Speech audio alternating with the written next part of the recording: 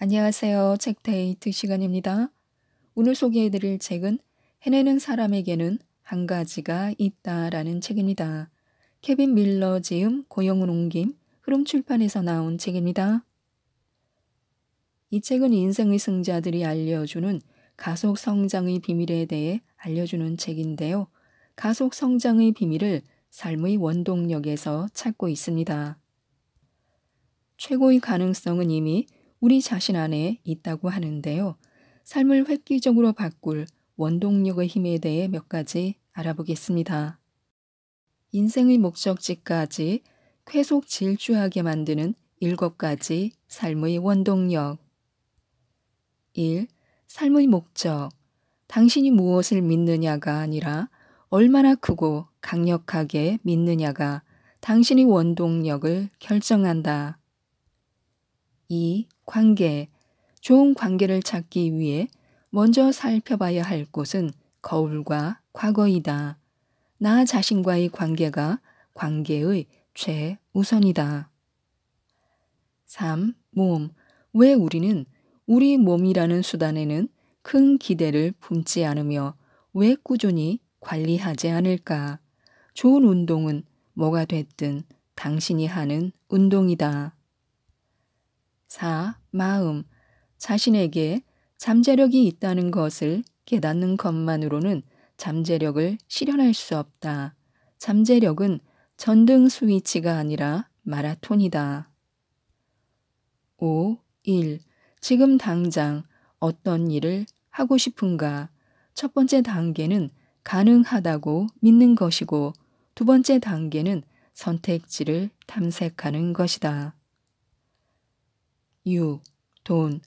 돈이란 단순히 재화를 교환하는 수단이 아니라 라이프 스타일이다.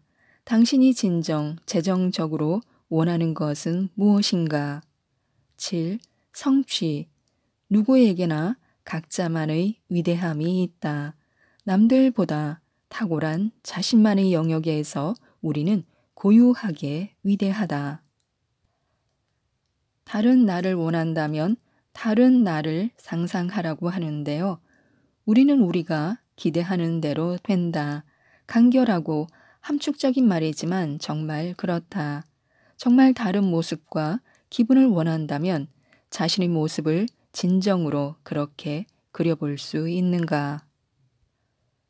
우리는 진실이라고 믿는 것에 따라 자신을 인식한다. 자신에게 기대하는 모습을 그릴 수 있으려면 믿음이 필요하다. 건강과 웰빙 그리고 외모와 기분은 장기적인 라이프 스타일의 변화에 따르는 일이기 때문에 미래의 자신의 변화를 마음속에 그리려면 변화를 위해 노력하는 자신의 모습을 마음속에 그려야 한다. 나는 신체적으로 큰 변화를 이룬 사람들을 존경한다. 50kg의 지방을 감량하거나 10kg의 근육을 늘린다는 것은 정말 놀라운 일이다. 외형의 변화 이상으로 정신적인 강인함을 증명하는 일이기 때문이다. 이런 사람들은 개인적인 변화를 계속해서 이어가며 다른 사람들 또한 목표를 달성하도록 자극제 역할을 한다. 부자의 86%가 자기 일을 사랑한다고 하는데요. 어떤 일을 하느냐에 따라 버는 돈과 기회가 결정된다. 그리고 누구도 이 구조를 벗어나서 살 수 없다. 그렇기에 일은 우리의 자아상과 생활 방식에 영향을 끼친다.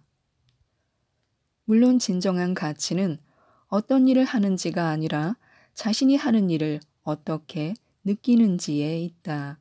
우리는 일상생활의 대부분을 자신이 선택한 일을 하면서 보내게 되므로 일에서 맡은 의무와 역할이 자신의 재능과 능력에 부합한다면 삶 전반에서 큰 목적과 성취감을 느낄 것이다. 반대로 즐기지 않는 일을 하루에 8시간 또는 12시간씩 해야 한다면 엄청난 고통일 것이다. 일에 몸과 마음이 묶인 상태라면 의욕적인 삶을 살기는 거의 불가능할 것이다.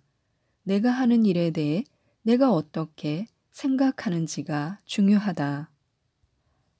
한 사람의 직업은 궁극적으로 인생에서 가장 큰 도움이 될 수도 있고 영혼을 가장 크게 훼손할 수도 있다. 나는 일이 놀이가 되어야 한다는 생각에 동의하지 않는다. 자리에 앉아서 노트북으로 이 글을 쓰는 지금 내게는 다른 일을 하고 싶다는 생각이 거의 들지 않는다. 정말 감사한 일이다. 하지만 이것은 놀이가 아니라 힘든 일이다. 높은 산길에서 산악 자전거를 타는 것이 놀이고 이것은 일이다. 멋지고 활력을 주는 일이다. 우리가 가진 것과 가지지 않은 것이 우리라고 하는데요. 우리가 돈에 대해 이야기할 때 핵심은 안정과 안정, 기회이다. 우리가 하는 일은 생활의 중심이 되고 이는 우리가 살 수 있는 것과 소유한 것을 둘러싸고 우리의 자아상, 가치와 뗄 수 없는 관계에 놓이며 두려움을 가중시킨다. 우리는 돈이 있는 사람을 높이고 없는 사람을 업신여기는 문화에서 살고 있다. 우리는 자동차, 시계, 보석, 유행에 맞는 옷, 심지어 경건한 검소함에도 자신의 정체성을 부여할 수 있다. 나는 재정적 페르소나에 영향받지 않는 사람을 아직까지 만나보지 못했다. 작가이자 강연가인 라피 다니엘 라핀이 팟캐스트에 출연한 적이 있다. 그는 돈을 감사패라고 정의했는데 이는 돈에 대한 나의 관점에 큰 영향을 주었다. 감사패라는 것은 말하자면 우리가 일을 해 사람들에게 가치를 제공했다면 그에 대한 보상으로 감사를 받아야 한다는 뜻이다. 우리는 어릴 때부터 이를 배웠다. 나와 내 친구들은 이웃집 잔디를 돈을 받지 않고 깎아준 적이 없다. 하지만 5달러나 10달러짜리 감사패를 받으면 기꺼이 잔디를 깎아주곤 했다. 하지만 모든 사람이 한 번쯤은 자신이 제공한 가치에 상응하는 보상을 받지 못한다고 느끼기 때문에 여기서 때때로 마찰이 생긴다. 중요한 점은 수렵과 채집의 결과로 별장이나 고급 자동차를 살 수 있는 감사패를 받든 평범한 직장에서 이달의 직원으로 인정받든 우리가 제공한 노동에 가치를 부여하는 방식이다. 세상에 나가서 자신과 식구들을 위한 식량을 가지고 돌아올 수 있는가가 중요하다.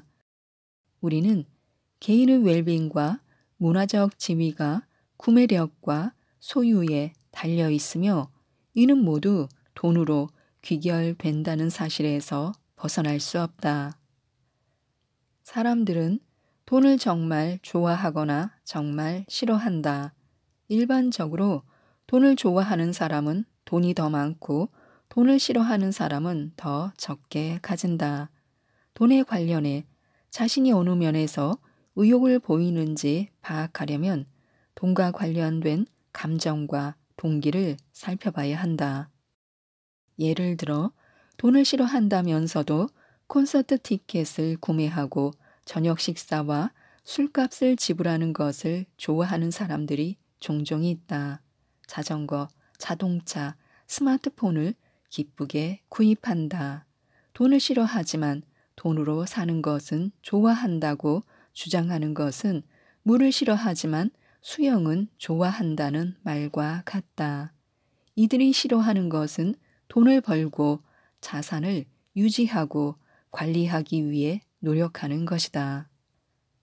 당신이 돈을 어떻게 바라보고 느끼는지를 인식하고 당신의 원동력이 당신이 정말로 원하는 것을 만들어내도록 해야 한다. 당신은 왜 돈을 벌려 하는가? 재정적 결정에 동기를 부여하는 요소는 지위, 자아상, 성과, 유용성, 창의적인 욕구의 5가지 범주에 걸쳐 있다. 일반적으로 사회 경제적 압력, 즉 지위가 문화적으로 가장 큰 재정적 동기로 작용한다. 얼마나 많은 돈을 벌고 싶은지 생각할 때 그 의도를 이끄는 감정이나 욕구를 파악하라. 무척 중요한 문제다. 단순히 더 많이 벌고 싶다고 말하는 것도 도움이 되지 않는다. 더라고 말하려면 이유를 밝히고 목적의 핵심을 파악해야 한다. 더 많은 돈을 벌어서 뭐뭐 하려 한다. 이 문장의 빈칸을 채우라. 그리고 지위, 자상, 성과, 유용성, 창의적 욕구의 5가지 범주를 다시 한번 살펴보라. 가족, 즉 타인을 부양하기 위해 돈을 벌려는 것이 주된 욕구라고 하더라도 이는 여전히 자아상과 관련이 있다. 당신은 가족을 돕는 사람이 되고 싶은 것이다. 또한 자신의 구매 습관에 대해 스스로를 지나치게 비판하지 않도록 노력하라. 비즈니스에서 돈을 벌려면 돈을 써야 한다는 말은 자주 사실로 드러난다. 많은 사람들이 자신을 위해 돈을 쓰는 것에 대해 죄책감을 느끼는 경향이 있으며 자신을 채우면 다른 사람들에게 더 많은 것을 나눠줄 수 있는 경우에도 마찬가지이다.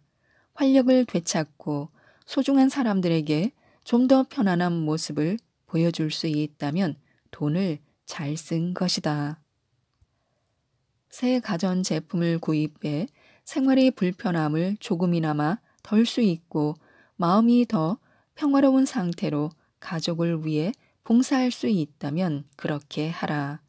이미 소유하고 있는 물건은 나는 뭐뭐를 소유한 사람이기 때문에 뭐뭐하다라는 관점에서 바라보는 것이 가장 도움이 된다. 우리는 소유물에 대해 어떠한 이미지를 떠올린다. 고급 자동차, 그릴, 카누, 기타를 소유하고 고양이를 기르는 사람이 있다면 머릿속에 어떤 고정관념이 이미지가 떠오르는가?